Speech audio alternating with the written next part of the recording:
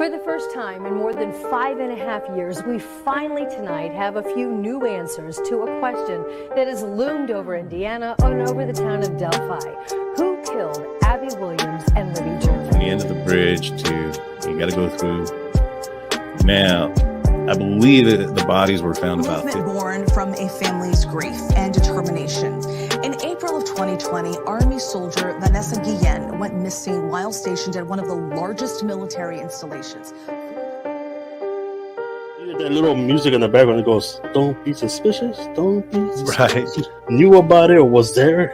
He's as guilty as the person who committed it. Chilling details in the arrest of a suspected serial killer caught before he could strike again. Him, they dropped the ball, man. Like they said, he went AWOL, and that he was a deserter, and nobody went to look for him. Today is not a day to celebrate, but the arrest of Richard M. Allen of Delphi on 2 counts of murder. Like I said, we're going back. We were asked last time to kind of talk about the food, the grub truck video, and kind of give our perspective of it. The press release from the police department, it indicated that they're still trying to put pieces together from that night. Does that worry you at any point or at any bit that they're still trying to put those pieces together? It's been over 5 weeks since little Kaylee Anthony vanished. Her mother, Casey, has been arrested for lying to police. She's being held without bail.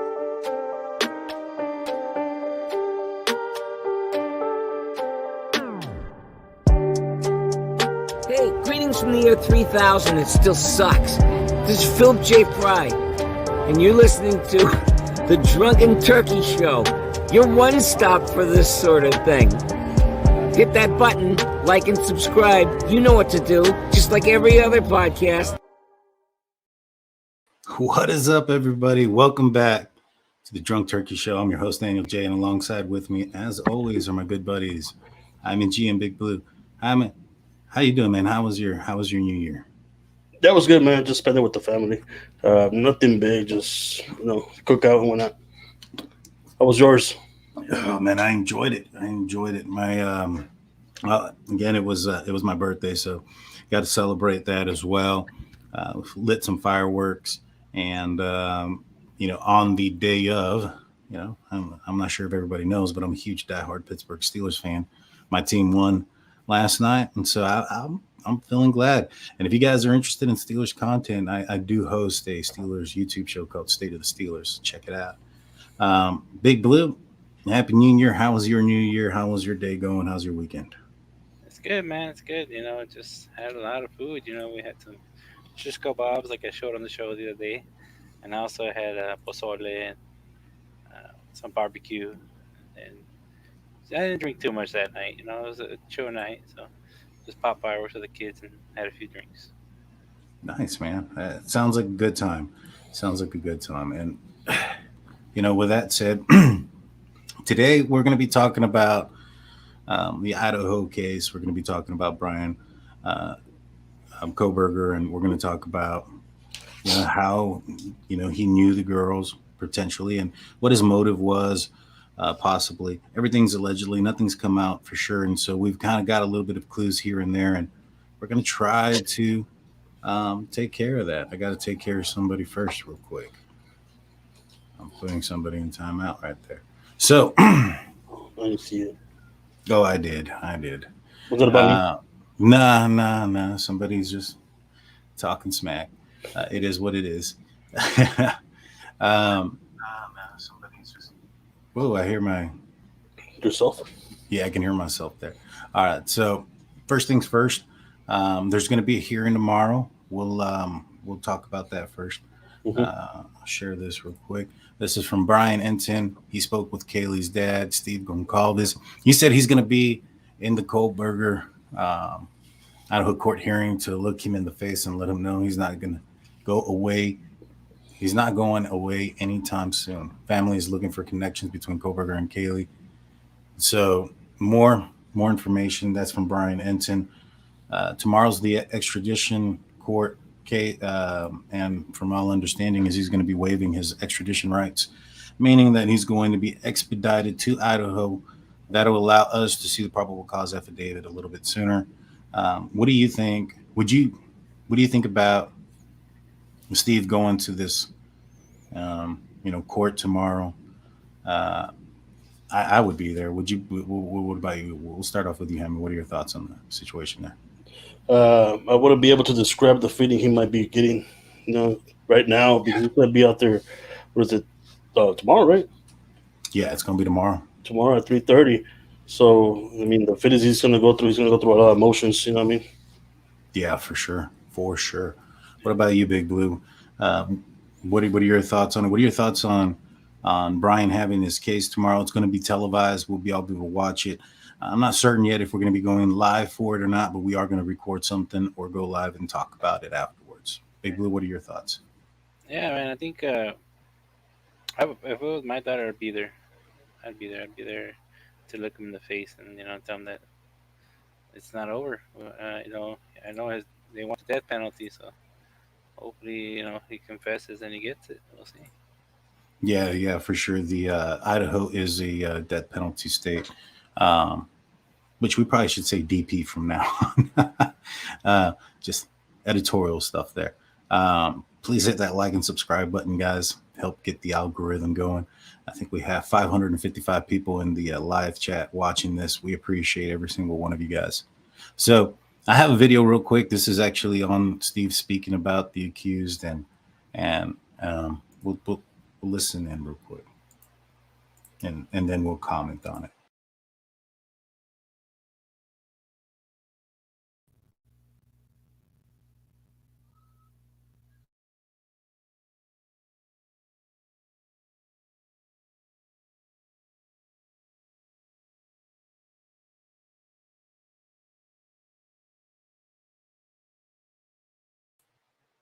Whoa, what was all that about?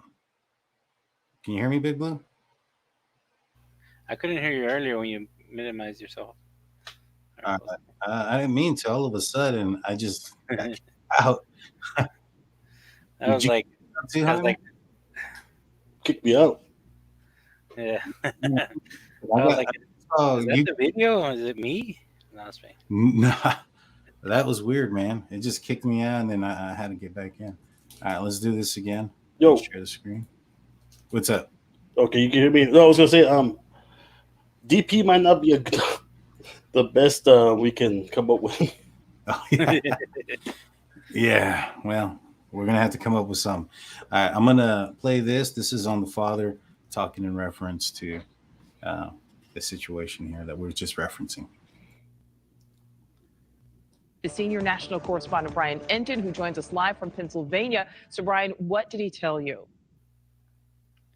Yeah, Nicole, I just wrapped up this conversation with Kaylee's dad, Stephen. Still heartbroken, but said initially when they learned about the arrest, they were the first to learn about it from police late Thursday night that the arrest was going to happen. They felt some relief. They even felt joy to a certain extent. But now the feeling is just being overwhelmed, knowing that the court process is about to begin and that they are going to see the accused killer face to face.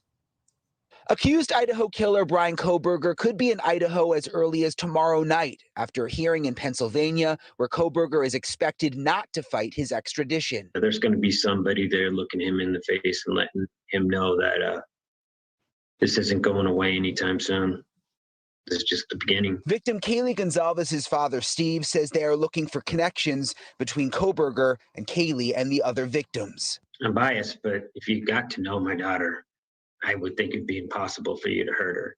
So I think a little bit of us all kind of felt like this was somebody who didn't have a chance to meet her, talk to her, get to know her, because she was a very likable person and she didn't have a mean bone in her body. So I think there's a little comfort in knowing that this person wasn't somebody she trusted and loved. Kohberger's public defender tells News Nation in mid-December Bryan's dad drove back with him from Pullman, Washington to Monroe County, Pennsylvania in the white Hyundai Elantra police have been looking for.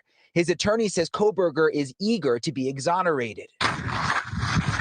I'm a reporter. Get off my property. It's private property. Kohberger's family did not answer when I went to their house where he was arrested, but released a statement through the public defender saying they're cooperating with law enforcement. And first and foremost, we care deeply for the 4 families who have lost their precious children. There are no words that can adequately express the sadness we feel, and we pray each day for them. We will continue to let the legal process unfold, and as a family, we will love and support our son and brother. Before moving to Washington State University to get his PhD, Kohberger got his master's from DeSales University in Pennsylvania. So just kind of talk on that a little bit. You know, this isn't, I mean, I don't know if I could be in the courtroom facing the guy. If, you know, this happened to my daughter, I think I'd have to be restrained, needless to say. Another interesting thing that was stated on there was that, you know, apparently his dad went, picked him up, and they drove across, you know, the state. There was some speculation if the father had known that. We have come to find out here recently that this trip was planned earlier in the year. The father was going to go and help him drive down to this home. By all indications, it doesn't seem like the family was aware of what Bryan had done. You know, what are your thoughts on that first? Do you think the family had any idea? It's a long trip. Apparently, he also got pulled over a couple times, leaving Washington and going to PA. What are your thoughts on that? Do you think the father had any indication? I mean, his son drove a vehicle that was very similar to what was described as a vehicle, you know, that was requiring for some question. What do you think, Jaime? He probably didn't. Unfortunately for us parents, you know what I mean? Like, we think the best of our kids sometimes, you know, we say they wouldn't be able to do that. But unfortunately, outside of our home, we don't know what they're doing, you know what I mean? Right. So I don't think he knew. Maybe he probably noticed that he was acting a little bit weird, maybe. But I think that would be probably it. Yeah. I'm going to address this real quick. Michael Mayo with the $2 super chat. We appreciate that very much. Thank you so much. He says Kaylee and Bryan are rumored to have gone on a date. You know, I've heard that. I haven't been able to validate it. I haven't been able to find anything that said that was accurate. You know, everything that I found says that her and Jack were talking throughout the 3 weeks that they were broken up, and that the entire time, I think she spent 1 week as well with the family, or maybe even a little bit longer than a week. And that entire time that they were out of, gone, that Jack and her remain in contact. And so I'm not sure how much weight to put into that, but, you know, we appreciate it. Big Blue, Jaime, do you have any comments? Did you hear this rumor as well? We'll start off with you, Jaime. That and, man, a lot of rumors, actually, through Reddit, mostly through Reddit. There's been a lot of stuff circulating through there, but can't confirm any of that, you know? Yeah. What about you, Big Blue? What do you think? Did you hear that rumor? Did you find, supposedly there was an interview or something where Kaylee's mom mentioned that she went on a date with a guy and the guy called her the B word. Did you hear any of that? No, I didn't. Gotcha. I haven't heard of that one. Now, I know that Bryan, prior to moving to Moscow, or the Moscow Pulim area, he was at a brewery, and where he was being ungentlemanlike with the staff, called one of the staff members that word. And so, you know, I think maybe perhaps that story kind of bled in and mixed up with something maybe they thought they heard about Kaylee. But I do want to talk a couple of things first. I'm going to pull this up real fast. This is a copy of, or screenshot of the citation that Bryan Kohberger had received for not wearing his seatbelt. He was driving a 2015 white Hyundai Elantra. Do you think that the police purposely put out their 2011 to 2013 Hyundai Elantra to maybe not alarm Bryan that they were on his trail? What do you think, Jaime? I don't know, man. From 2011 all the way to 2015, they're almost basically the same car, besides the difference of the headlights and maybe the taillights. Yeah, they're upgraded. You can actually install like a 2015, 2016 Hyundai Elantra headlight onto a 2011 or whatnot. It'll fit perfectly, and it'd be an updated look. What do you think, Blue? Do you think that they purposely, because they had eyes on him apparently, they were watching him the entire time that he took off to Pennsylvania. I think they had an idea of who he was. I think they were waiting on certain things to come back. What do you think about this situation here with the 2015? Do you think they were trying to not alarm him? Well, I mean, he knows he drives that kind of car, so he would have been alarmed that, hey, they might be on to me. But they probably, when they say they kept putting out there that they don't know where it's at, they can't find it, maybe that was just to throw him off, saying, hey, let's pretend that we don't know who he is yet, and maybe he'll do something dumb and expose himself or something, 'Cause I think they were waiting on the DNA to make sure. That does take the time. For sure. Here's a Carfax of the vehicle that he owned. One thing that I noticed is November 18th, he changed the license plates to Washington license plates. Prior to that, as of 4/20/2022, it had Pennsylvania license plates. So you find the timing on him changing his license plates a little bit odd. That's like right afterwards. Yeah, it's suspicious. Man, I find that to be extremely suspicious. Mm-hmm. Like, yeah, I mean, you see that that tells me like he planned for this to happen on that date and time. He knew that he was going to be changing his plate soon and changing his address. Then again, this is a smaller community. You may not have to make an appointment for that type of thing there. And so he could have just decided, I'm going to go change my plates just in case somebody saw the white car. Perhaps, I'm not sure how early in the investigation. Was it within a week that they were looking for the white Elantra? I believe so, man. I believe so. If maybe perhaps he was afraid that maybe somebody saw the white Elantra, saw it had Pennsylvania tags, maybe not remember the tags themselves, and thought that he had to switch them out pretty soon. You get what I'm saying? Yeah. Yep. Yeah. That's what I'm thinking. That's kind of, getting into my mind. This is a knife that was purchased on Facebook. I found this on Facebook. So take this with a grain of salt. This was a knife that was supposedly purchased by Bryan a couple of months earlier. It's a Spyderco Warrior. It's a $409 knife. This is a screenshot. See, this is the one thing that doesn't make sense to me. It was $400. Paid $15 here, and then I believe there was a balance right there. Request $350 from Bryan Kohberger. And so, you think this might be it? Let's start off with you, Big Blue. I don't know, man. Because it'd be pretty crazy for him to have that kind of evidence traced to him off of Facebook. You know what I mean? Most of the time, if you buy stuff and I would buy it like at a local shop, pawn shop, it's not as easy to track. Pay cash, they don't take your name down for half the stuff. Yeah.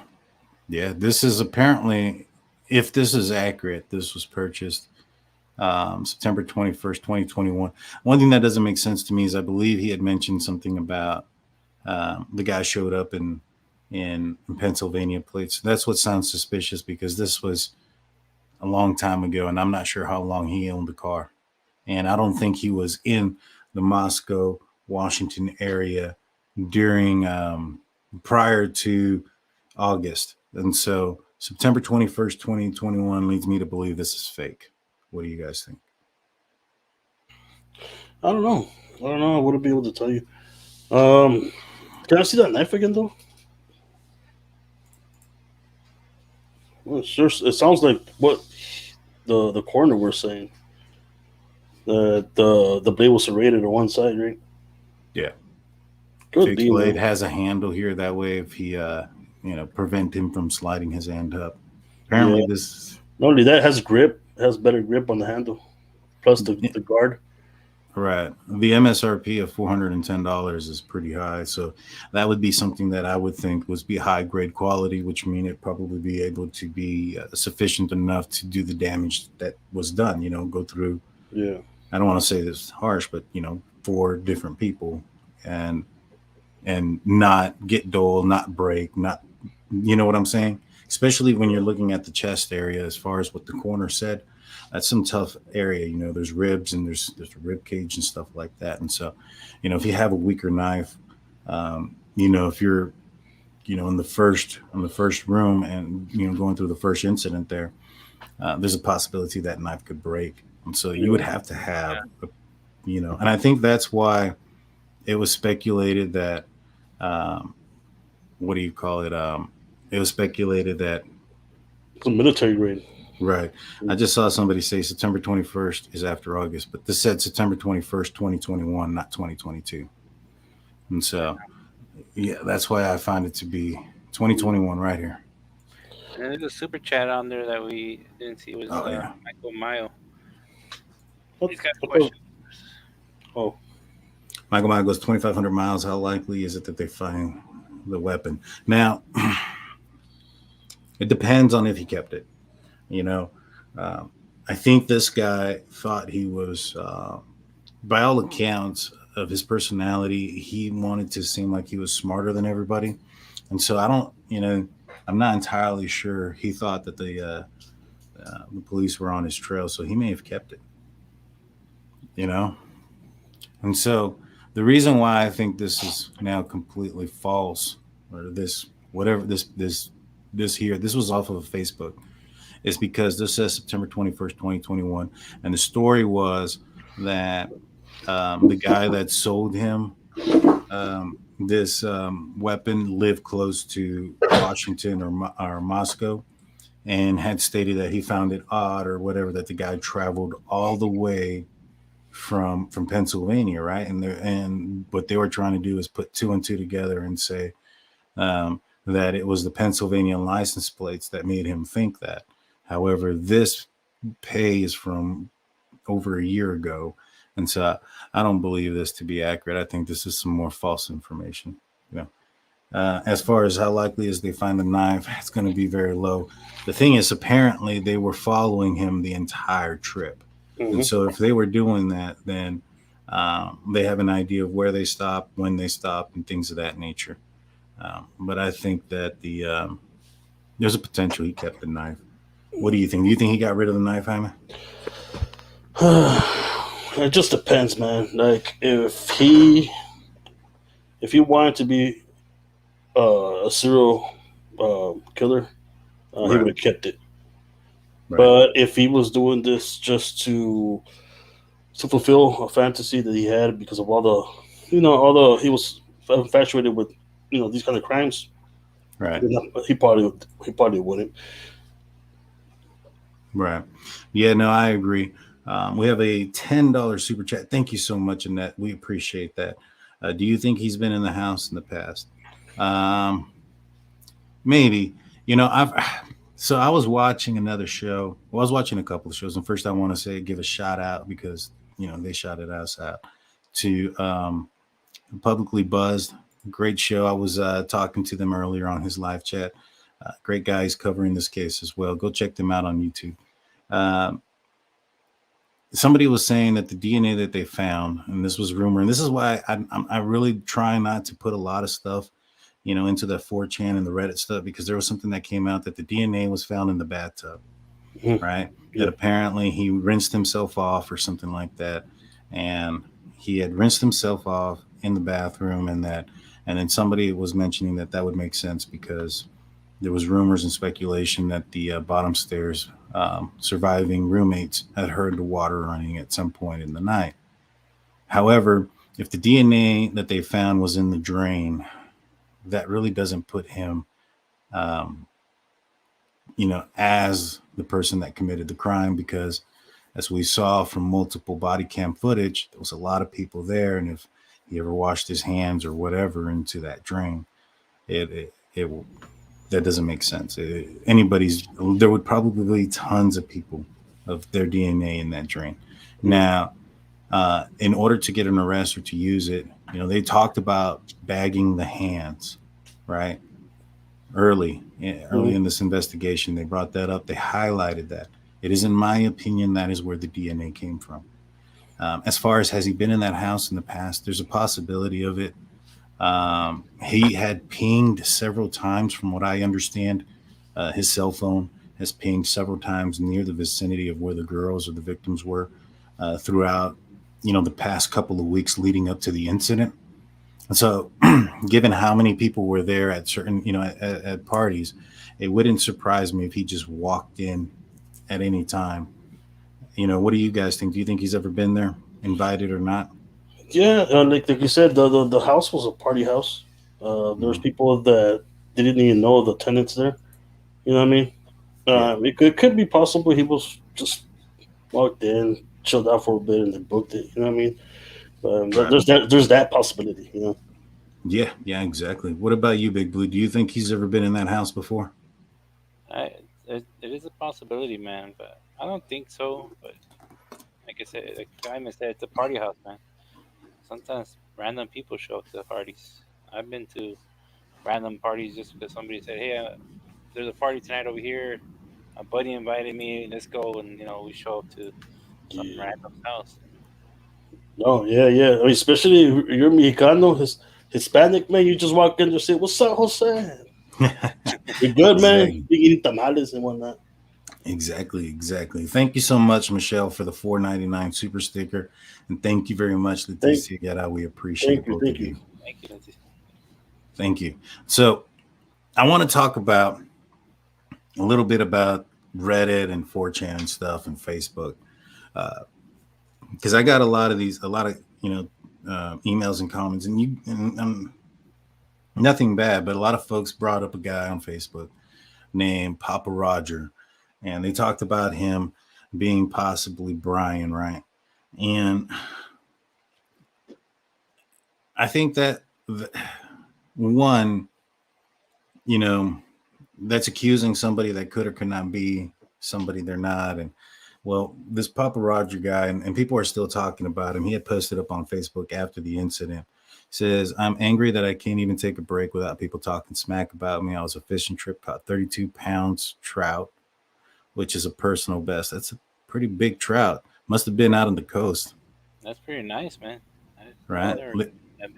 Leave me alone, please. I'm safe and just need some time out. It's been very stressful past day or two. So here's the thing about that. I'll get into it. I don't know. I've never been stressed out fishing, but I don't know what this guy's going on in his life. I personally saw when this post went up. Some people said it's a fake account. Some people said some other stuff. But I saw when this account came up, and then when he deactivated his account, this post went away as well. And so this guy is not Bryan. This is a guy that's just talking, and also, just putting in his 2 cents. But I did notice he did put a layout, and I found this on Facebook. He had put a layout of the house, right? And so what we could see in this house is this is the second floor, right? And he put a layout. This is from that Papa Rogers guy. He put a picture out there. I don't know what these cameras are referencing. I don't understand what he put those for, but I take that out of context. So if the entrance, if Bryan entered this floor, right? There's a couple ways he could have done so, right? A lot of folks are saying that is the rear sliding door. It could have been a window here. There's a window here, and there's a window into this vacant bedroom. Plus, there's the one off the ledge. This one right here doesn't have access to get into. There's been some question that if he entered any of these entrances here, why would he go into Xana and Ethan's room if they weren't a target as well? What are your thoughts? Because he could have just easily gone up to the stairs here, there, and gone onto the third floor. We'll start off with you, Jaime. What do you think? Do you have any theories as to why he would do that? My theory's gonna be the same as the last time, man. I believe he went through that window. and encountered Xana and Ethan. If he did go through the sliding door, he would have gone. And if he knew where the layout was and where the girls were, then he would just walk to the third floor and do the crime up that. You know what I mean? Up there. I don't think he would go to Xana's and Ethan's room after that. Right. What about you, Big Blue? What are you thinking? Do you think that there's a reason for him to go into Ethan and Xana's room if he entered into, if he entered from any of these entrances where the staircase is to go up to the third floor? Man, I think it was just sheer like bad luck. Maybe he was looking for one person, but it was dark. And I mean, you walk into a dark room, you don't know who's there, unless he walked in with night vision and knowing where they live. But I doubt he walked in with that. Mm-hmm. Maybe he was looking for the one person. He just went to every unlocked door until he found the right person. That's true too. I mean, he didn't go down to the first floor. See, here's my thing, and I brought this up earlier about the vegan Mad Greek where Maddie and Xana worked at, right? So they both worked at this place where if you were to look it up on Google, vegan restaurant, it would be one that populated. Now, a lot of folks said, well, if he didn't eat off the pans from his parents or his aunt's house, he wouldn't go there and eat. And I understand that, but there's probably certain dishes that don't, require anything being cooked, like a salad or something of that nature, right? And also he may have gone there for a drink or something else other than a meal. However, he may have gone there because he Google searched vegan restaurant. He'd only lived in Moscow or in Pullman, I'm sorry, and the Moscow area, been in that area for about 10 weeks prior to the incident, right? Could that be, so could he going into Xana's room be because it was purposely intended? He'd been stalking her as well.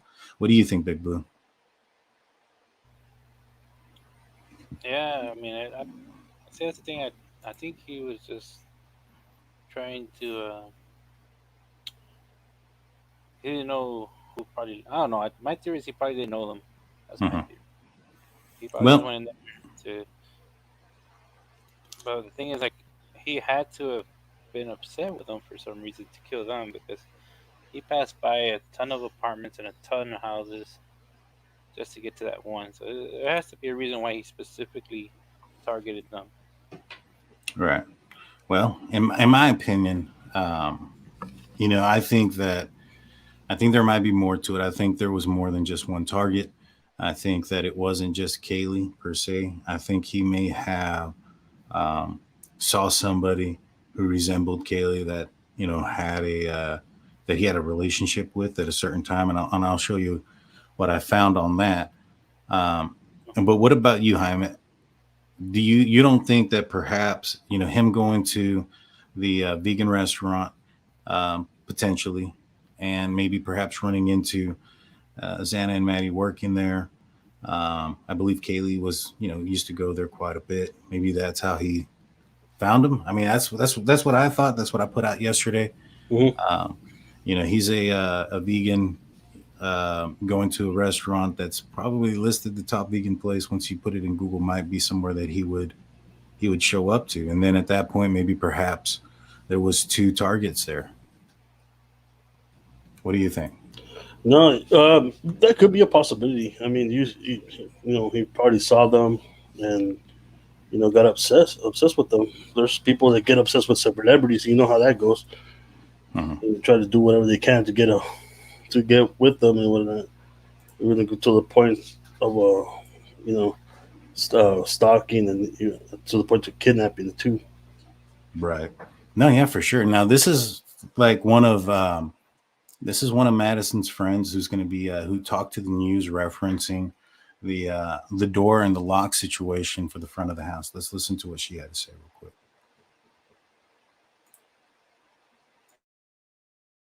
Madison, tell me a little bit about your relationship to some of these individuals and when's the last time that you were in that house? I don't recall the last time I was in that house. I was very close with Xana and Ethan. It was Xana's home. and she was just the most welcoming and kind person that I'd ever known. A lot of people came in and out of that house just because of how kind all four of them were, and welcoming to have visitors and guests over all the time.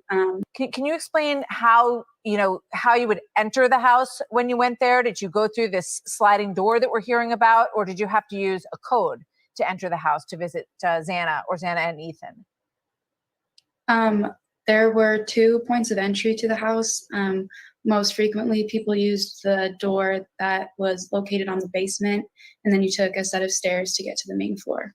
And was it your experience that you would that you knew the code, or that people knew the code, or was it, did you have to use the code to enter the house? When I would go there, the code wouldn't be activated, so we could just open the door and get in.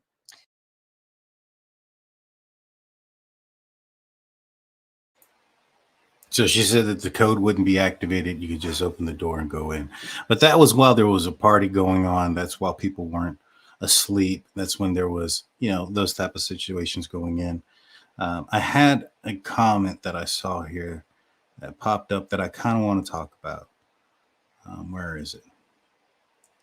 All right. Somebody said that by he, Bryan, I guess Ethan may have heard a scream, and he walked up the stairs or something of that nature, and that's where he made contact with him. I want to talk about that real quick, because I talked about that in my in my video yesterday about my theory as to how this situation had occurred. Let me bring up this picture here. And so if you go and look at the police report in the presser, when it speaks about the 911 phone call, it doesn't say that the unconscious person that they were referencing was one of the roommates or one of the friends or anybody in that situation. It stated that they were going because there was an unconscious male who was one of the second victims on the second floor, meaning it was either Xana or Ethan, right? That's the first thing. It doesn't say any, there's nothing about somebody running out and passing out or any of those things. You know what? Let me just pull it up so we can read it together. Give me a second. And then we'll try to break it down at the same time. Let's see. Let me just share what I'm doing. All right, let's go to we'll go to this one, because the newer ones don't have the phone call situation. All right. Okay, there have been numerous calls this time. All right.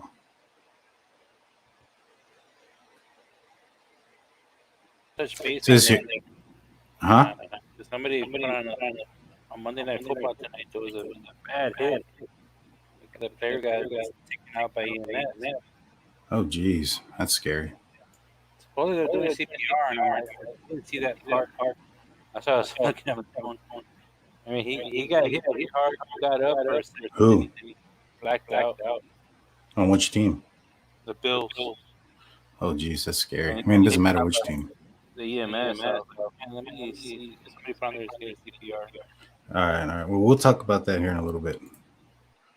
All right, let's read this real quick. On November 13th, it says here, on November 13th, the surviving roommates summoned friends to the residence because they believed one of the second floor victims had passed out and was not waking up.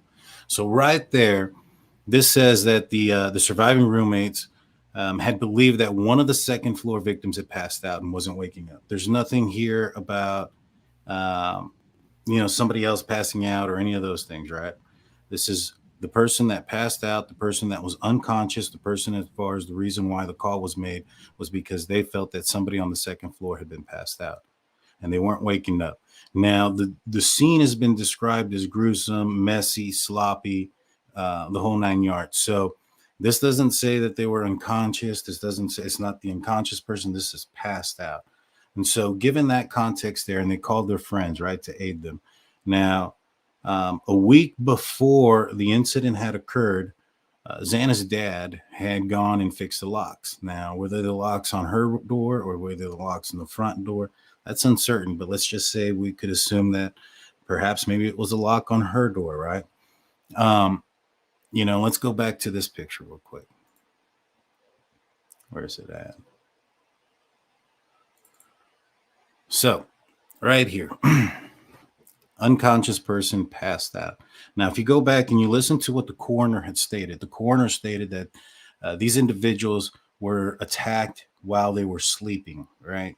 Not while somebody was walking out, not while somebody was checking the doors or outside of the bedroom. If you were sleeping, one would assume that you're in bed, right? So they were attacked in bed. In my opinion, and this is just purely all speculation here, if you're going to go into this room and you have two people that you're going to be attacking, you're probably going to attack the first one that is the biggest threat, so to speak, right? That would be Ethan, right? Now, I'm speculating that the bed is facing this direction and that Bryan came around this side, attacked Ethan, pulled him off the bed, jumped on the bed, did what he did over here with Xana, and then left. And as he exited out the room, he locked the door behind him.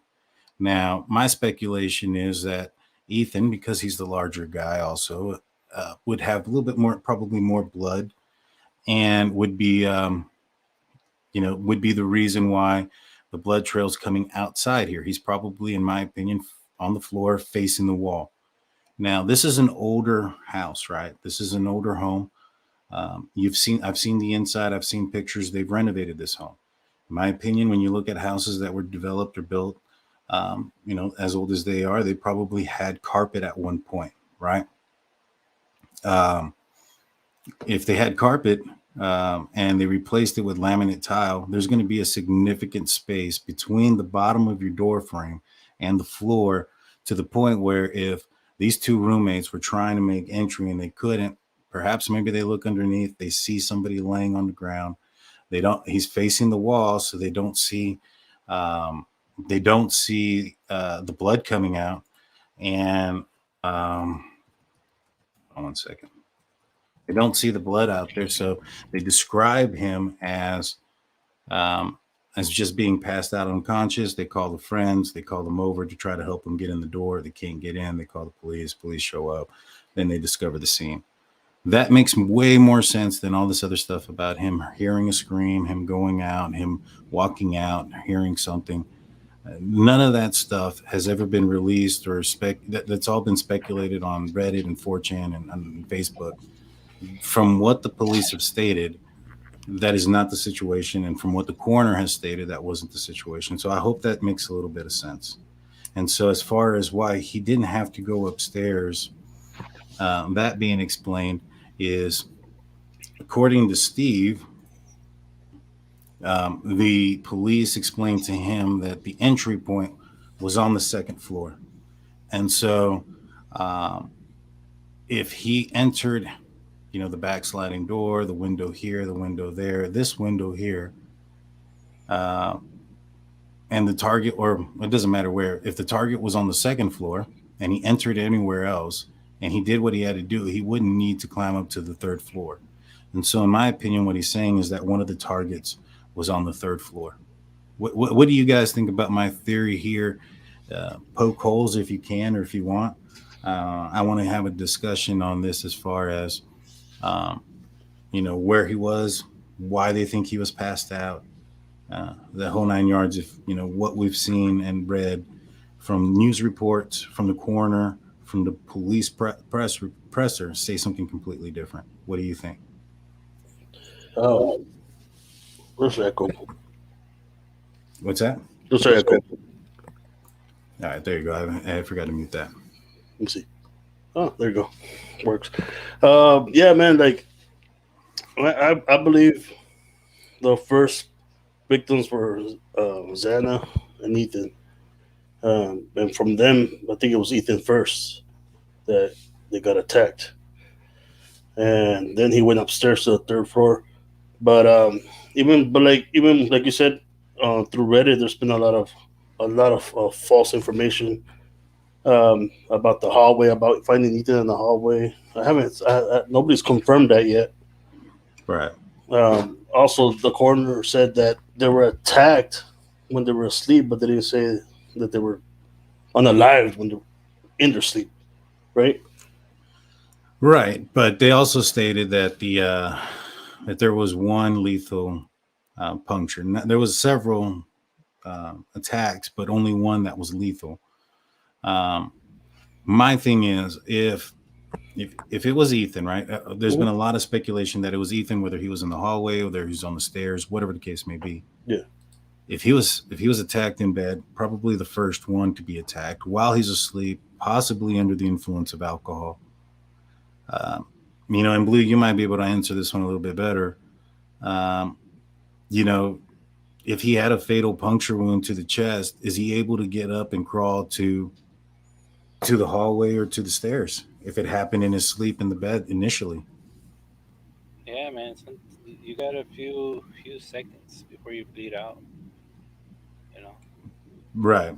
And I'm certain you're probably once you start bleeding, you don't have the strength to stand up and walk out, even if you had a few minutes. You know what I'm saying?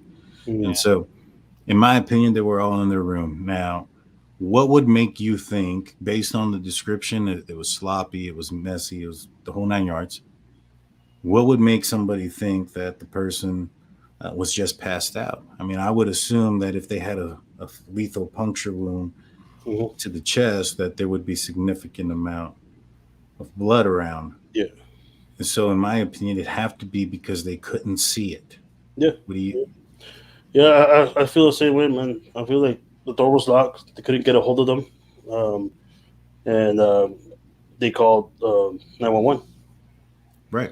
Exactly. Because I feel like if he was in the hall, like you said, with several wounds to himself, to his chest, right? And there'll be blood everywhere, man. There'll be pools of blood. Exactly. And so for me, in my situation is, or my based on what I see here, is that it has to be something similar to this. Maybe perhaps somebody's blocking the door and they can't get in or something of that nature. But based on the red substance that's coming through the outside, that leads me to believe that somebody passed right there and bled in that direction. Right now, I would assume it would be probably the person that was larger to bleed that large amount so that it would seep through the wall and onto the concrete foundation. That's just my assumption. Just going to go through the chat real quick, make sure I didn't miss any supers or anything. All right. Let's see.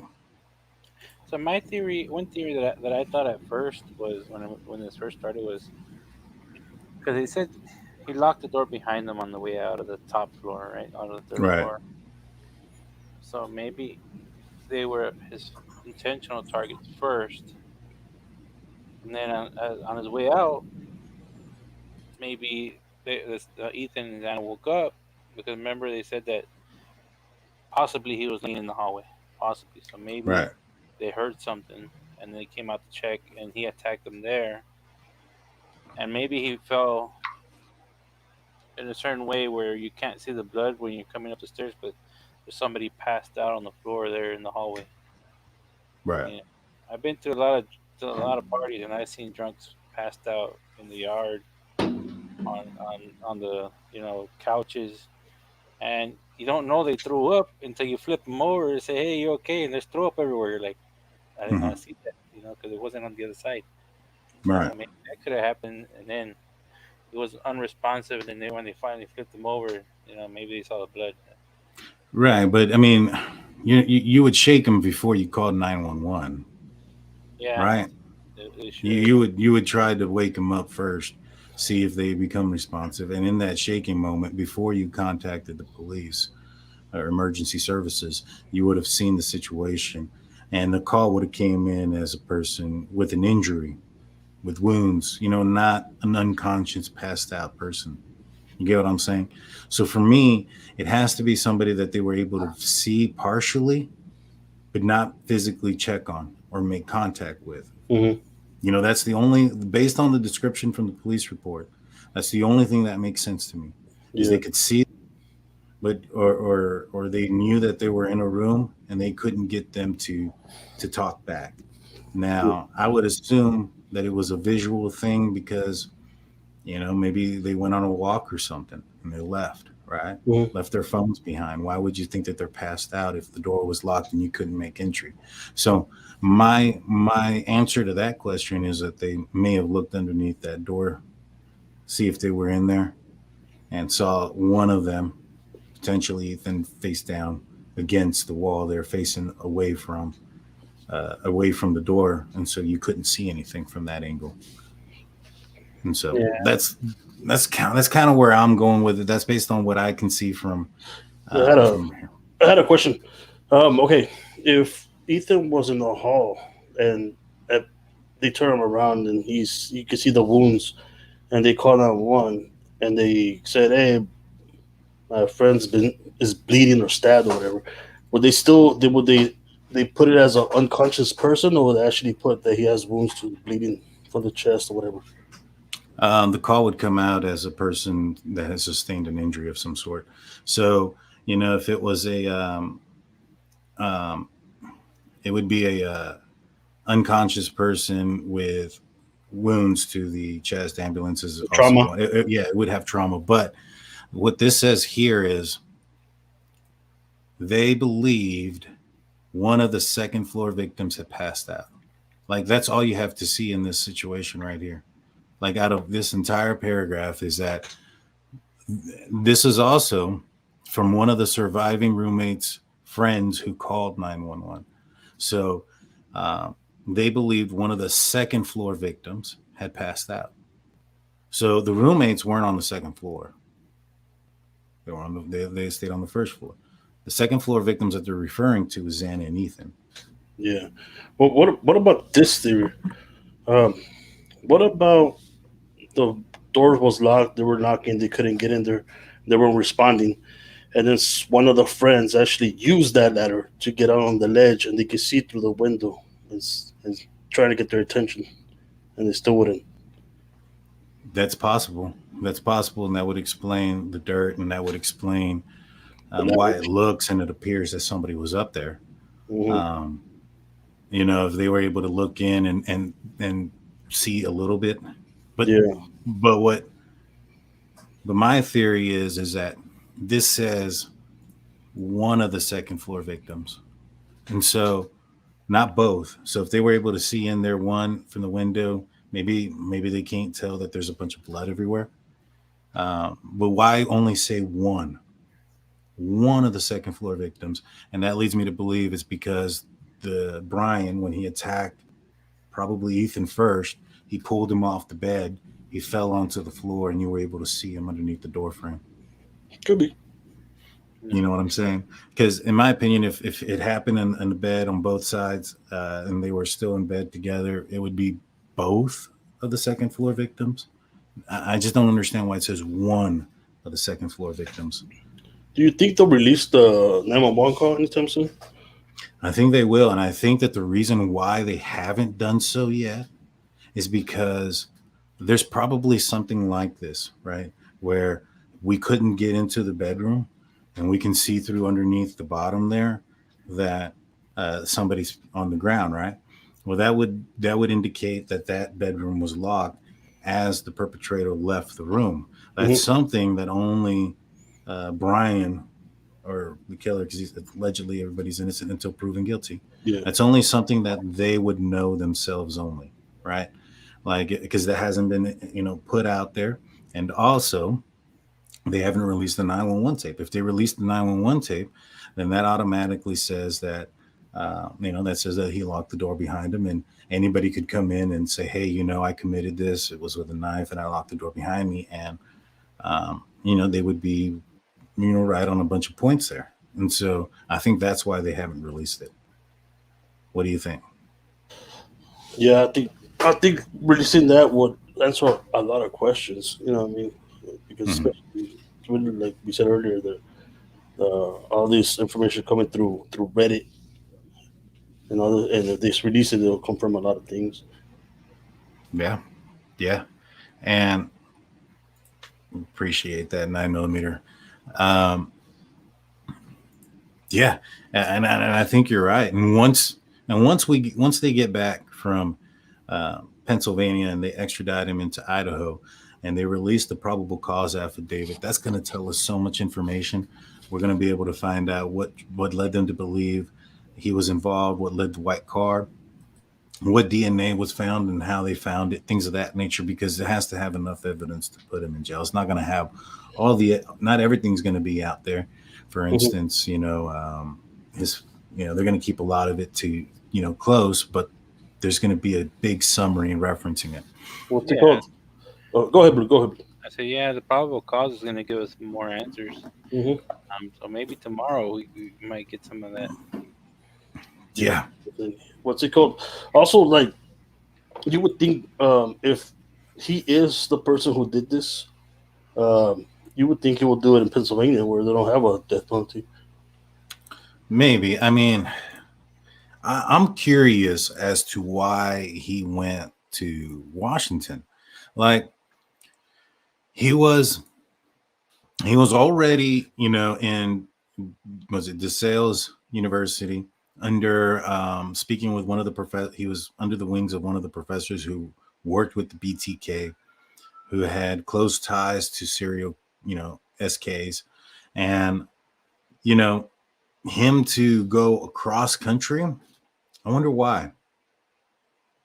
If I was the police department, I'd be looking into any unsolved situations that occurred near and around where he was at previously.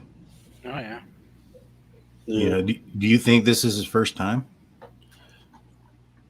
I don't. I think probably done a few. Maybe. Oh, so I'm sorry. Sorry to cut you off there, Blue. No, it's okay. It's okay. I was done. Yeah. What do you think, Jaime? You think this is a first timer? I believe so. If, like we said earlier, if it is him, I believe that he would have done it again if he wasn't, caught. Right. I feel like it's like like a thrill for him. No, I agree. 100%. And I think that this guy was only in this area for 10 weeks. That to me tells me, that speaks volumes. He wasn't there very long. I wonder if he had some type of communication, or if he had already thought about doing this, and to whom, and picked these folks out, whether it was off of their social media presence. One thing that I noticed about these, the victims here, was that we were able to pull out a lot of information, friends, family, pictures of them, because they kept their stuff public. If it wasn't very difficult to find the floor plan of their house, what the interior of their house looks like, those type of things. Thank you so much, Aaron. Those type of things. And so the question comes up, why? What's the motive? Some folks are pointing out that, he was trying to be the next BTK. Some folks are thinking maybe he's just socially awkward. And some people think that he was just trying to commit the perfect crime, which I think that, his statement of him saying, he's eager to go back and become exonerated. That tells me a couple of things, right? I think this guy understands the process of litigation. He understands the process of a crime scene and how it's worked. He understands what police officers are looking for and detectives are wanting, and how they do things. I wouldn't be surprised if this guy planted some stuff just to throw things off. What do you guys think?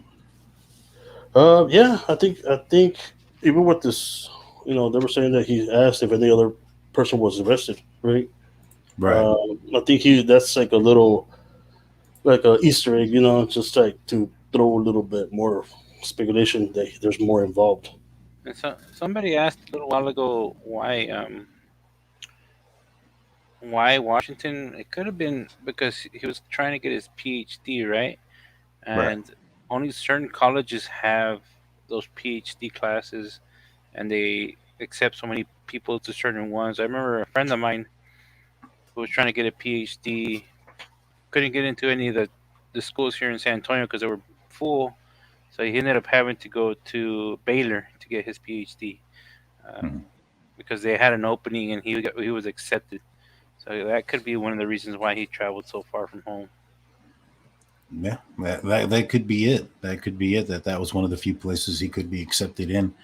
You know, I feel there's got to be a little bit more to it because I think that he could from all accounts, he was very intelligent, at least book smart.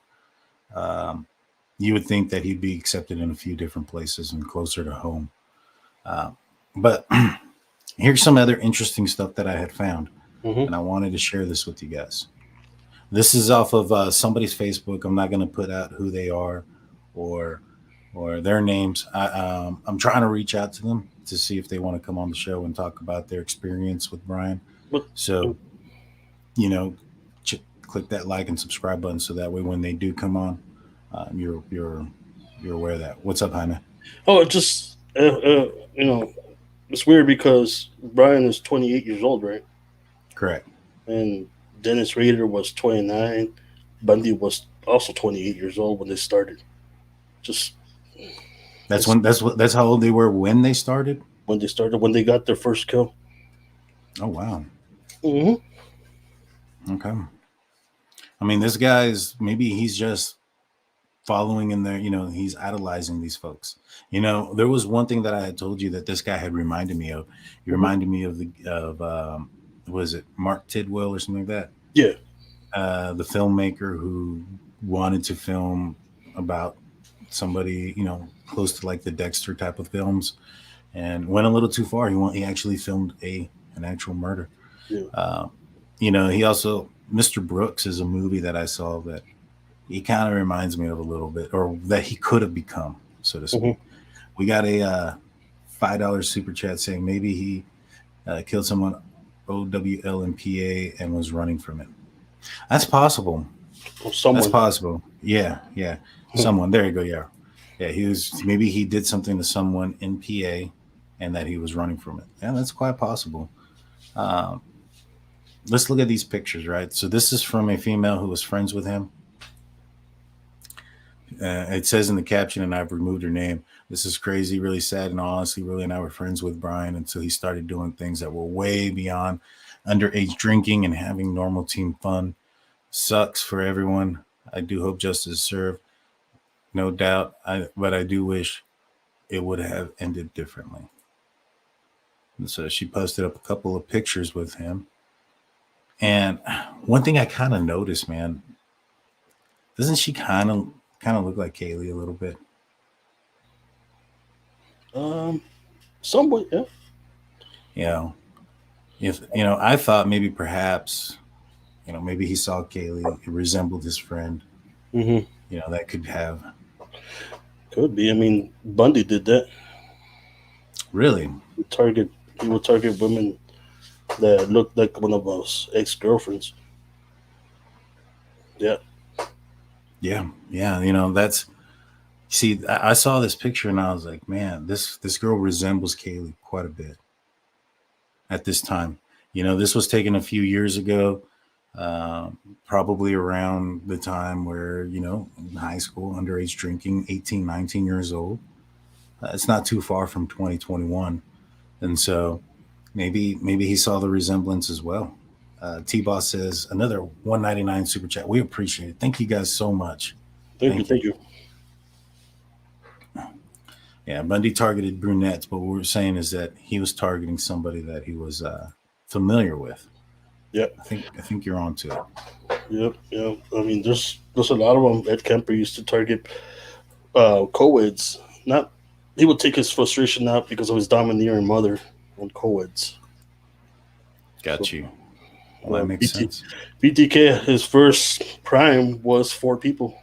It was mom, dad, son, and daughter, right? But he didn't use a knife. Well, he did at some points, but mostly it was strangulation. Right. Oh, thank you. I just seen this real quick. I got to bring this up. Thank you so much, Mel with the $20 super chat. If you have a question, we'll see it. We'll put it up. Thank you so much. Thank you, Mel. That's very generous. Thank you. So this is a aerial footage from the house, and this is, some people were asking about what we were talking about as far as the ledge. You mentioned that perhaps somebody could have tried to look in here. Maybe that's why somebody climbed up here. If you haven't seen this before, oh man, I went one too far. If you haven't seen this before, we found this to be odd. This ladder, in the body cam footage was seen laying on the floor. We see it laying here. This looks like it's very clean there. This is super clean. You look at where this part is cleaned here. That's from overage and the water dripping here and puddling up. You can see a defined darkness on either side, and that's because the water buildup pushes the dirt to the side, and there's that defined line.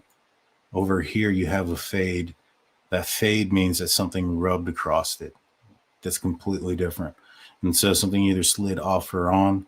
You have this line relatively kind of close to the edge of the ledge. However, this one over here is way up close to the wall there. You have it very clean here. In fact, in the chat says that picture you put up looks like somebody that's missing in Pennsylvania. Oh, Get you. We'll have to look into that. We'll have to look into it, because if somebody is missing that looks like her too, then that also adds to the possible speculation that if this guy Bryan was involved, and this is all allegedly, that he might be targeting people that look familiar to him. And so, look into it. Yeah, this right here had been something that was that caught my eye when we were looking at this picture from this angle.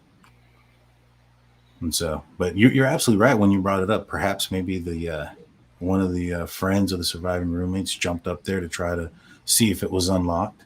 Mm-hmm. If they could see, and they could see something. Maybe they could see through the blinds. That would explain it. That would definitely explain it. I appreciate that. Definitely. Thank you, Mel, for another $20 super chat. We truly appreciate that. Thank you.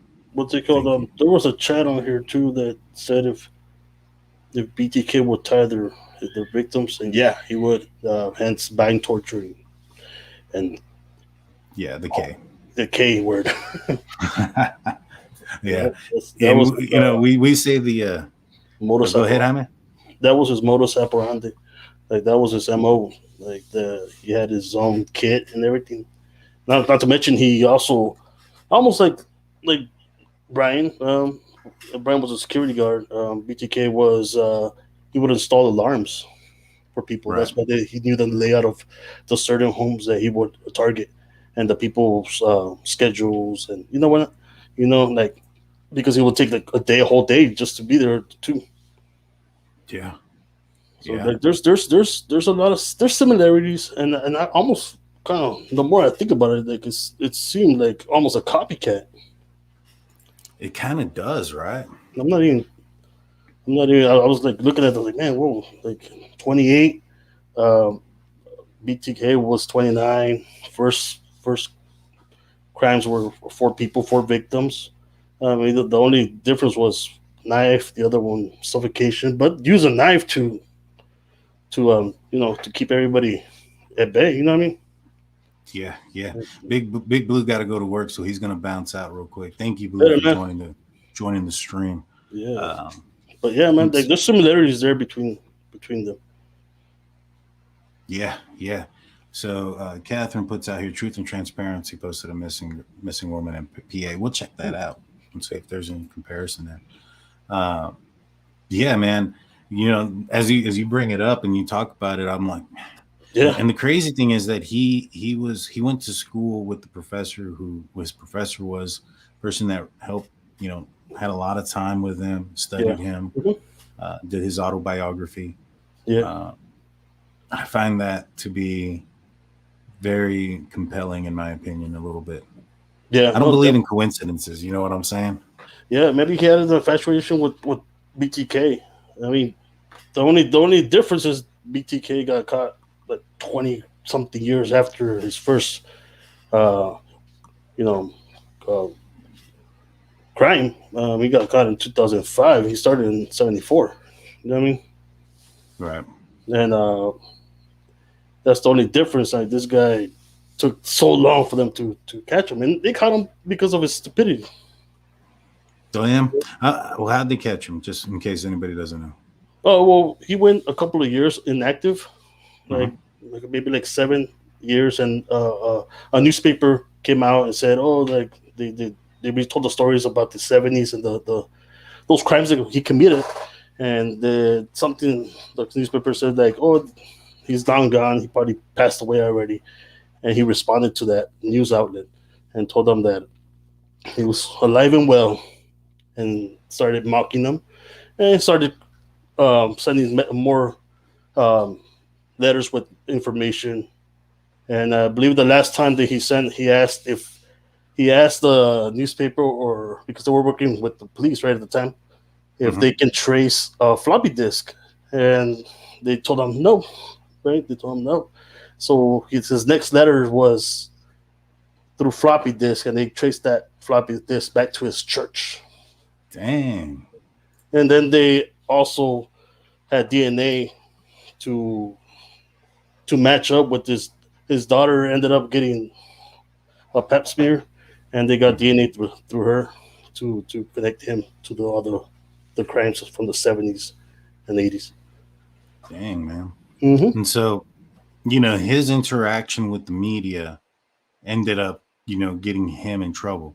Yeah. There's been some supposed interaction between Bryan and a podcaster that I want to bring up. Yeah. Now that you mentioned this, because here's my thing. I was looking at this case, and I wasn't putting any dots together, right, about BTK, other than the fact that, he went to the school where the professor who, studied him for 5 years was at. And, I was looking at him as far as what his education is, what his knowledge in criminology could be or should be. And, I thought that, there's a few things that, are some tall tales, right? Change in behavior. For instance, if he didn't show up to school, to work, he took off and split right away, right? That would have been a huge clue. He didn't do that. He went, he stayed in. Putting yourself at the scene, going back and revisiting the scene is another one. There's been some speculation that he's driven by, but it's very difficult to see that those cars that have been passing by in the background of news media footage, if it's really him or not, right? And so my opinion, if, this guy was very knowledgeable and invested in criminology, then he would understand that that's one thing you don't do. Another thing is insert yourself into the crime, right? Whether you want to become part of a search party, you go to the police and say you're a witness of some kind, similar to Richard Allen, things of that nature, right? And so I thought for certain that, this guy, given his education and his knowledge in the field, that he wouldn't, do those things that were obvious tall tale signs that you're involved. And so I thought that he wouldn't be going on Reddit or going on things trying to manipulate that, especially given the fact that he's educated, he's in college, so he probably understands, how things work through the internet as far as how you can be traced and things of that nature. And so I felt he would stay away. But if BTK was out there trying to play with the media and do that, perhaps maybe if Bryan was following in his footsteps, he would do the same. Yeah. I want to hear this phone. Oh, go ahead. What is your question? No, it's just now how technology has advanced. It's much easier to find out things about people. You know what I mean? And it's also easier to get caught. So like, back in the day with BTK, I mean, they don't have no internet. That's why it took. Like, there was no digital footprint. You know what I mean? Right. No digital evidence. It was all personal stalking and scoping out everything, that the schedule they had and everything of the victims. He called them projects because he had different projects for each crime.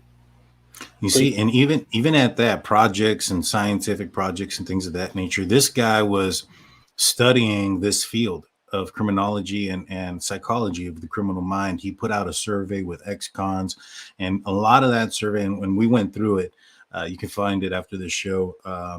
playlist under Idaho 4, you'll see that we went through the questionnaire that he was putting out to ex-cons, and a lot of it was thoughts and feelings during the commission of a crime. How did you choose your target? When did you choose? What were you thinking? What were you thinking when you in feeling when you left? How did you make entry? I mean, it was very detailed, and of course, those are things that you would expect a psychological PhD major to be studying for in the criminal mind, to understand the criminal mind, right? So I understand that aspect of it, but at the same time, you know, that was what his field was. We talked about the fact that one of his it was reported that his dissertation on what he hadn't come up with a topic for his dissertation. In some sick mind, man, this could have been what he was trying to do, is you know, figure out what it was to go through the process of this. You know what I'm saying? Yeah. On another note, if y'all are interested in like serial killers and cases like this, especially from Quantico and profilers, there's a series called Mindhunter. It's only 2 seasons long. Unfortunately, they canceled it, even though it was a real good series. It's a series by David Fincher. So it's really good. I recommend it. Y'all should check it out. I believe it's on Netflix, which we're not sponsored by. No, we're not. No, we're not. Yet. Oh man, yeah, the game is on pause. I just had to check that out real quick. Apparently, there's been a significant injury. All right, so let's hear this real quick and let's break it down. We'll listen to it a little bit. Apparently, Casey, the lady who we had a TikTok video that she was friends with Bryan. She said it sounds like him. She also stated that other people that know him said that the voice is similar, but the mannerism in which he talks isn't the same. Let's listen to what he's saying. Let's listen if we can catch on to anything that maybe perhaps isn't said right. This is from the YouTuber T-Rev, who's a guy that we've seen before. Shout out to you. Make sure you go like and subscribe to him. So let's unmute this and unmute. Hey, what's up, Dave? You live? Hey, what's up, man? Is this T-Rev? Yes, sir. What's going on? Not much, man. I found you today. I watched your live earlier this afternoon and been watching this one. And the thing that strikes me kind of weird about all this is that I live in a college town, and I've worked with probably at least 10 Sigma Chi members. And, you know, the one thing that every single one of them I feel like has asked me is, if you were going to kill somebody, how would you get away with it?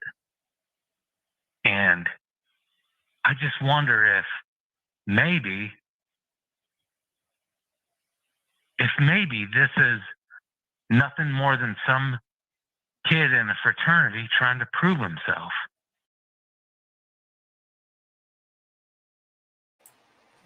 So first thing I notice about the call is the guy goes right into it. He's like, hey, how's it going? I've worked with Sigma Chi. And one thing they always ask me is, if you were going to do this, how would you get away with it? That's a crazy way to enter into the phone call, don't you think? Yeah. I noticed that there's no like ease into it. None of those things. It's, pointing the finger at Sigma Chi and fraternities and fraternity style or lifestyle, so to speak, is where this call is going to. I don't know. I mean, given the guy's education, it just seems like, I don't know. It seems weird. We'll listen on. What do you think first and foremost about that first minute? Oh man, it's hard to say, man. There's people out there taking credit for crimes that they never committed. I don't know why. So this could be someone else calling in. I'm not really sure, especially because we don't know what Bryan himself sounds like. Right. Apparently, there's he was pulled over by Moscow Police Department for that seatbelt infraction. Yeah. There's been a inquiry, I believe, by JLR, Jonathan Lee Richards Investigates. He's put an inquiry to get the audio. Perfect. Oh. And I'm not the audio, the body cam footage. So we'll be able to listen to what he sounds like once that gets put up there. And I guarantee you, shows across the board are going to be comparing the voices. Mm-hmm. Yeah. Let's play this again. And that was it. So you said you worked with 5 or 6 Sigma Chi kids, and they asked you if you can kill somebody, they can get away with it? Yeah. Did I hear that right? Yeah. And I know that's a thing that just like maybe people say, trying to like have interesting conversation, but like just in my head, it's like it's always been these dudes that were in the fraternity. And so it makes me wonder if it's a thing that's in their like culture that they ask to see how smart you are and whatever, and what kind of answer you come up with, and someone took it too far. Oh, wow. What kind of dudes would ask you that? Well, that's crazy as shit, man. That's an outrageous statement, man. I mean, I'd write their names down. Yeah, man. Like I like horror movies and all that kind of stuff, and I'll watch those kind of things. But like when someone like in person says some stuff like that, it's kind of like jarring. It's like, what? Why are you saying something like that? I will say this that has been said about Bryan, that he was a guy that they said that was trying to fit in. Do you think by calling into a podcast he would be trying to fit in? I don't know, man. I mean, it's hard to tell, man. Like I said, maybe it's not even him, you know. Yeah. Jeff Odo says frats aren't like kings. Yeah, I mean, I found this to be, I don't even want to listen to the rest of it. I found it to be kind of crazy. At the end, he talks about, living in Utah. Apparently, T-Rev found the number from Utah. So this could be just a guy talking smack. And if that ends up being the case, this guy's just trolling and bringing up some weird stuff. I don't want to give too much. Yeah, definitely. Oh, my God. Mel. We appreciate the love. Thank you so much. $49.99. Thank you. She says, you guys are awesome. Glad I found your channel. Keep up the great work. Thank you.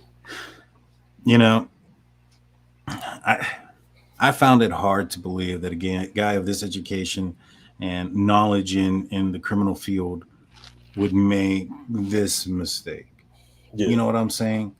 Like, you look at what he's done to cover his tracks. He went back to work. Apparently, he was wearing gloves. Now, I don't think he was wearing like latex gloves. This is Idaho in November. So my guesstimation is that he was wearing probably warm type of gloves. Keep it inconspicuous. That way nobody notices him wearing the gloves. You're in Idaho in November, December.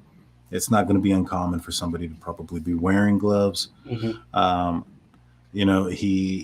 He planned a trip before this incident had occurred and, stayed on track. He was supposed to be coming back.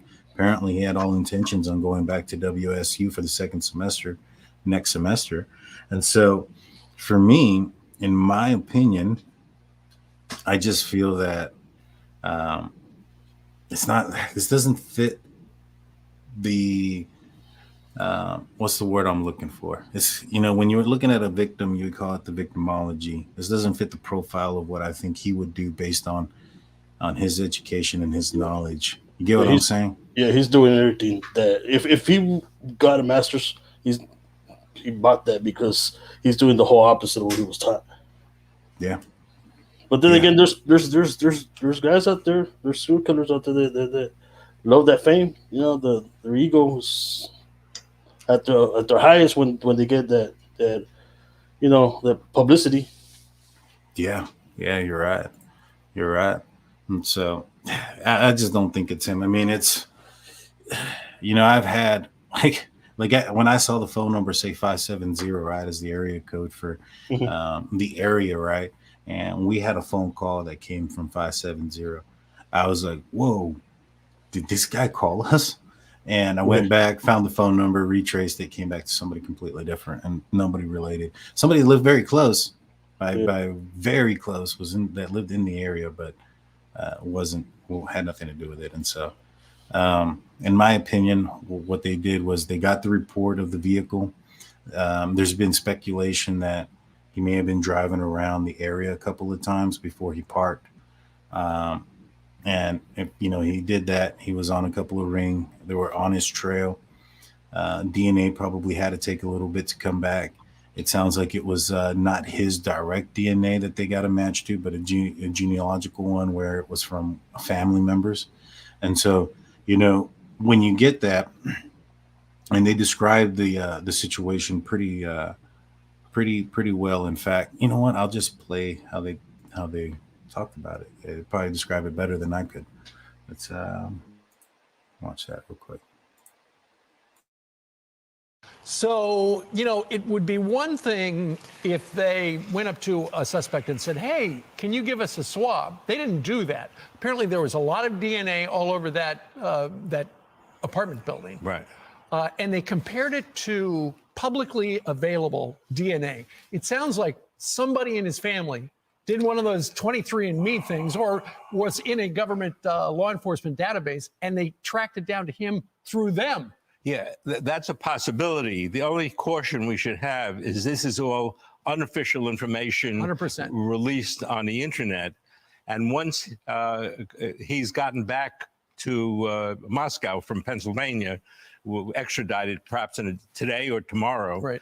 Then the prosecutor in Idaho will be able to have a hearing on the warrant that they have, Mm-hmm. and release the information on which his arrest is based, right. Which might include DNA.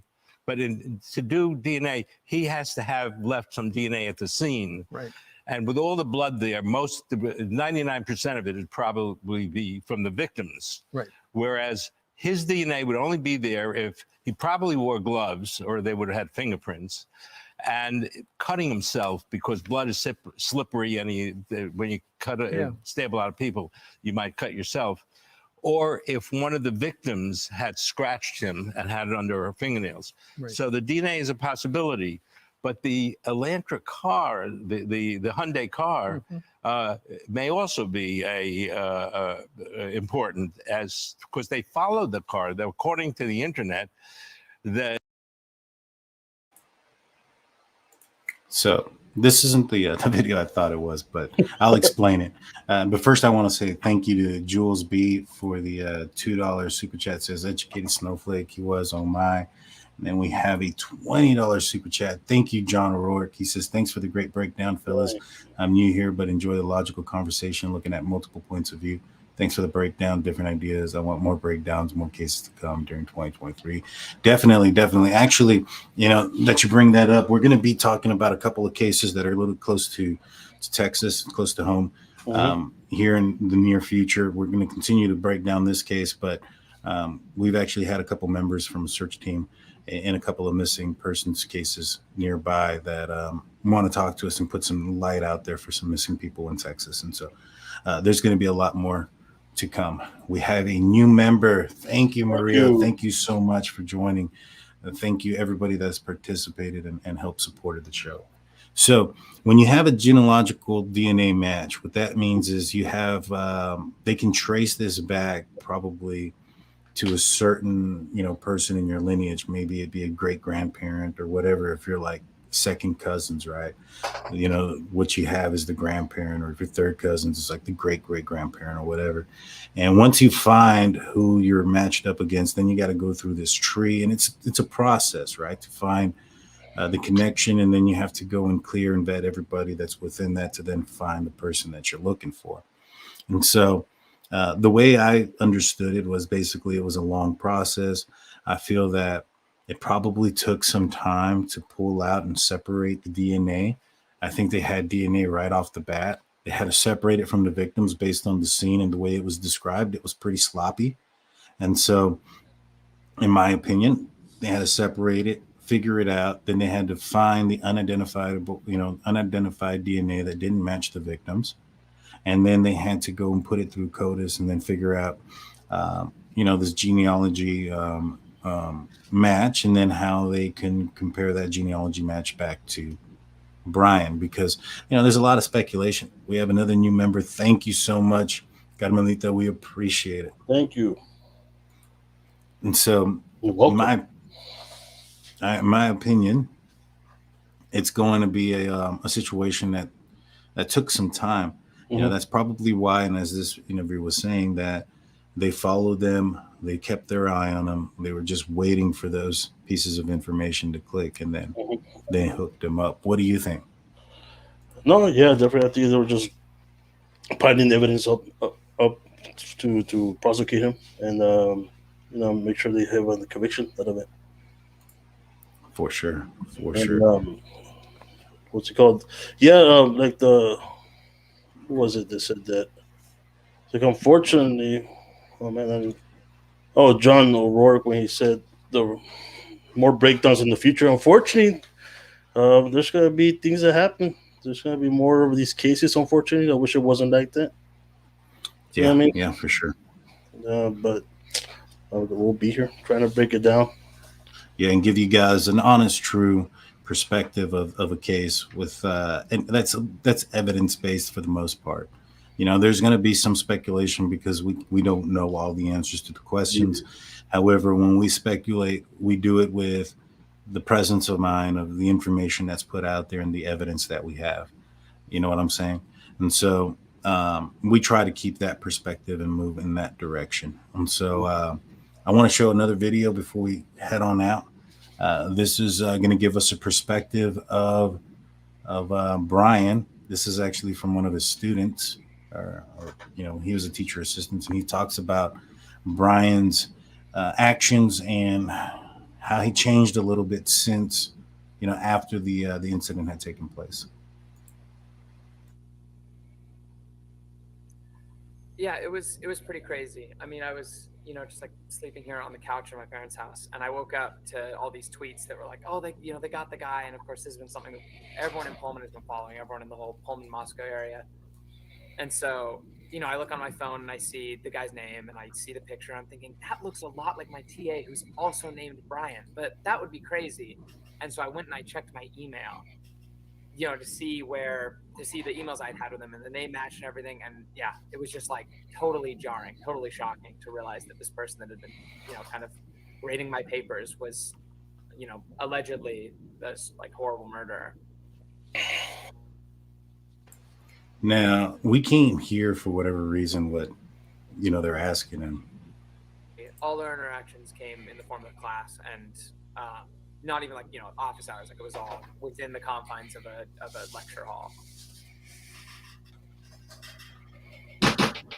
He was pretty strict as far as grading goes. When he came into class, he was very, not super mentally present. He would stand up at the front, look at the ground. He had a lot of like boilerplate responses he would give people rather than, maybe something he had thought up on the spot. It seemed like he would be, he'd come in knowing what he was going to say to like most interactions. And then when he would grade your papers, he would be grading you on what he ended up calling like a higher standard. But what it really felt like to us was he was grading us like he would have graded himself as a PhD student. And so that was just kind of like, we were all annoyed by him. And so I knew his name, I knew like, oh, TA Bryan, like he sucks at this. Like he's grading us too harshly. And that was like an annoyance. But obviously beyond that, we just thought he was a little weird and kind of, a bad grader.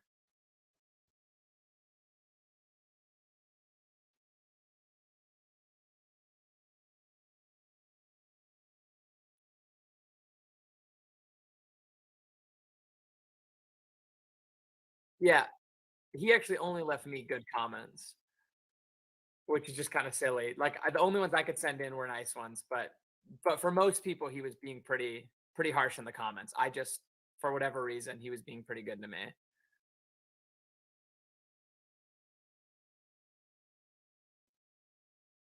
Yeah, actually, we had, our professor was big on the idea that like, if we're all going to be attorneys someday, then we have to know how to argue our case. And so he scheduled a day where everyone, came in ready to argue to get their grades up, and he brought in Bryan and he was like, all right, go at him. And he had Bryan stand up and everyone was, like a few people were on his side because they wanted to keep their high grades and not like have questions be cut out or whatever. But for the most part, it was like, half of a 150-person class just asking him all these real critical questions, and he would answer. And he'd actually he tried pretty hard to defend himself, which was the kind of thing that our professor loved. He wanted the like courtroom environment.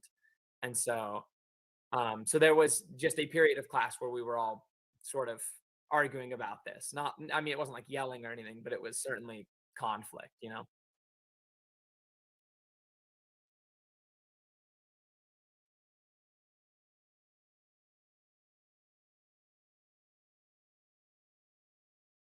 Yeah, we just it would have been about a month before winter break when like the murders happened.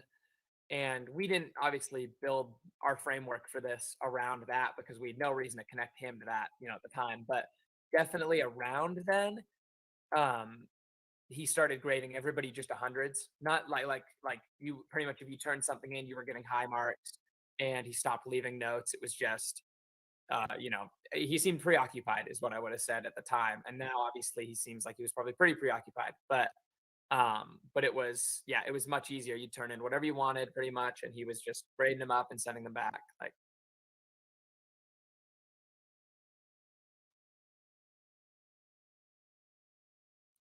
yeah. Yeah, absolutely. He probably that I saw he was always a little bit spotty on whether or not he'd come to class because he had, whatever PhD stuff over the top of it.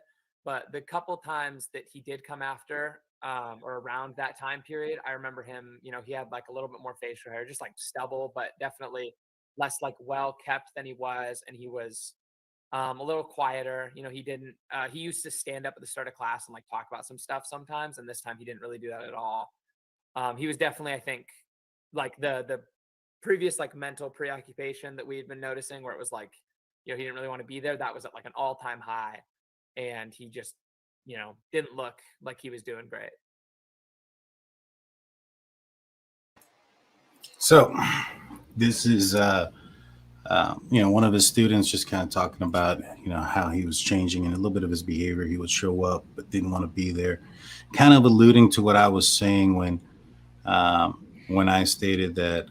And yeah, please guys, do not harass anyone in the chat. If she don't want to come on, that's not a big deal.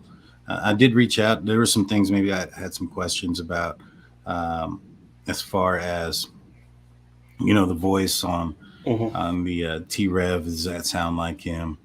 Things like that. The reason why we had the picture up there earlier was because we saw a resemblance between you and Kaylee, and given the fact that of all the what's the word, the similarities between Bryan and BTK and some of these other SKs that went after somebody familiar. We just had maybe a couple questions, but yeah, that was me. It's no big deal. Yeah, if you ever want to come on and just kind of whatever you're willing to talk to us about, we'd love to have you on the show. It doesn't have to be tonight. We'll talk about it later. But yeah, thank you for being in. And if you guys, if you want us to change the thumbnail, you don't want to be in there, just let us know and we'll definitely take it away. How do you join, Kate, Kami? We're going to be doing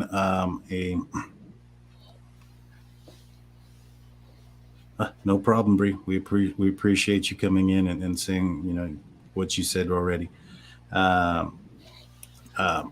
Well, anyways, as far as joining the show and joining the stream, we do a stream show. We'll probably be doing that on Wednesday. We'll be taking your phone calls, taking everybody into their stream. We'll send out the StreamYard as well, and have you join the podcast.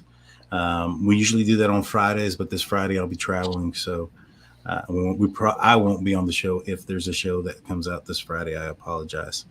Thank you so much. I will definitely.